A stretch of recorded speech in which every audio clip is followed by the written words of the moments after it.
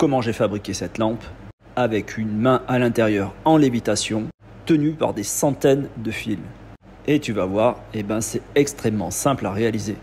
Notre imprimante devra tirer des traits, des centaines de fils, de bord à bord. Allez, je te montre comment j'ai réalisé ça. On va devoir placer 2 éléments dans le slicer. D'un côté les fils, de l'autre côté la main. Vigilance à ne pas assembler les 2 pièces.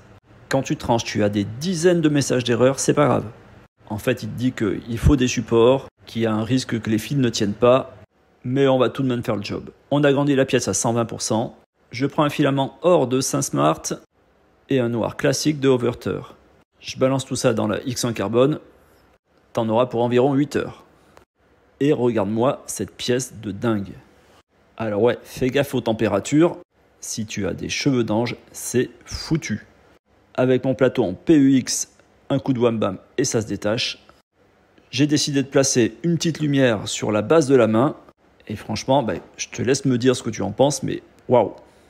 L'effet d'illusion d'optique est au rendez-vous. Ce qui pourrait être cool, c'est de faire un couvercle sur la partie basse avec un petit miroir. Comme tu as pu le voir, c'est super simple à réaliser. Si tu as d'autres inspirations pour les mélanges de couleurs, je suis preneur. Et comme d'hab, maintenant, c'est à toi de jouer.